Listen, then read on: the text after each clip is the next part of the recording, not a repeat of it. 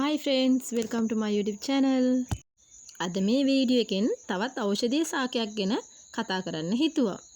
ඒ තමා රණවරා. රණවරා වියලි කලාපයේ වැඩි වශයෙන් වැවෙන සාකයක් වුවද තෙත් කලාපයේද රණවරා ශාකයේ වැවේ.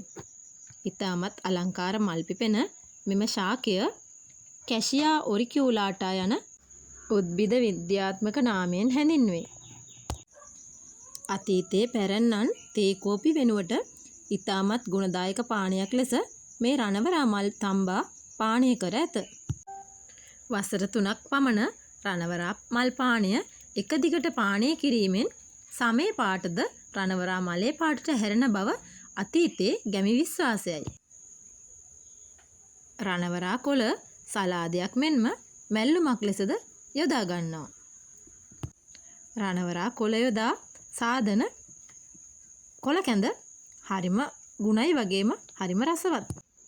කිසිම වසවිසක් නැතුව සෑදෙන මෙම රණවරා ශාකයේ පංචාංගයේම ඖෂධ සඳහා යොදා ගන්නවා. රණවරා ශාකයේ වැනිම තවත් ශාකයක් ඇති අතර නියම රණවරා ශාකයේ හඳුනා ගැනීමට රණවරා ශාකයේ කඳේ තනින් තන තනි පත්‍ර දකින්න ලැබේ කඳ පුරාවටම. දියවැඩියාව, පණු රෝග, මුත්‍රා රෝග, අක්ෂි රෝග, අර්සස් සුව කිරීමට මෙන්ම රණවරා පානය මදසරු භාවයේද නැති කරයි. සිරුර සිසිල් කිරීමේ හැකියාව මෙන්ම විඩාව හා ආතතිය දුරු කරයි. සෙම් රෝග සහ පිත් රෝග සමනය කිරීමේ ප්‍රබල හැකියාවක් මේ රණවරා සතුව ඇත. රණවරා ශාකයක් බෝ කර ගැනීමේදී රණවරා බීජ මගින් මෙන්ම අතු මගින්ද බෝ කරගත හැක. අක්ෂි රෝග, අතිසාරය, ඉදිමම වැනි රෝග සඳහා මුල් කොළ පොතු යොදාගෙන ඖෂධ සාදා ගනු ලැබේ. රණවරා පැලයක් බෝ කර ගැනීමේදී රණවරා බීජ ගසේම වේලෙන්න නොතියා රණවරා බීජ මෝරගෙන එද්දිම කඩා පවනේ වේලා බීජ පැල කර ගැනීම සුදුසුයි. මොකද රණවරා බීජ ඉක්මනින්ම නරක් වීම හා ගුල්ල ගැසීම විනාශ වීම වැනි දේ සිදුවෙන බැවින් රණවරා බීජය වේලීමට පෙර භාවිතා කළ යුතුයි. එමෙන්ම රණවරා අතු මගින්ද බෝ කරගත හැකි. මෙහිදී මෝර පුවත්තක් නෙවෙයි යොදාගත යුත්තේ දලු අතු කොටසක්.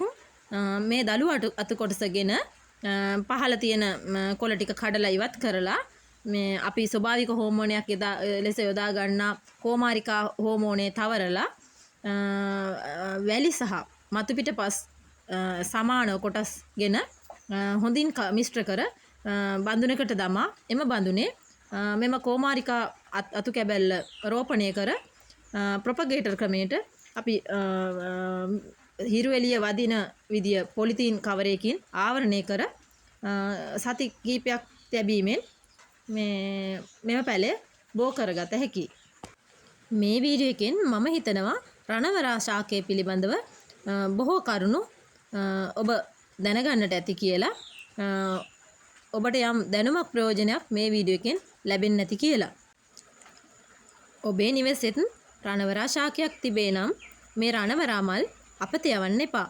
මම මේ එකතු කරලා තියෙන්නේ මේ රණවරා මල් වේලලා අරගෙන තියෙන මේවා අවුවේ සාමාන්‍ය තද අවුවේ වේලන්නේ නැහැ. මද පවනේ තමයි වේල ගන්න ඕන. මේ ආකාරයට ඔයාලත් රණවරා මල් අපත යවන්න එපා. වේලලා ගන්න. දැන් ඔයාලා දන්නවනේ මේ රණවරා ශාකයේ තියෙන ඖෂධ ගුණ කොච්චරක්ද කියලා. ඔන්න ලස්සන වෙන්න කැමති අය නම් රණවරා පානය නොවරදවා පානය කරන්න. එහෙනම් අලුත් වීඩියෝ එකක් අරගෙන ආයෙත් එන්නම්.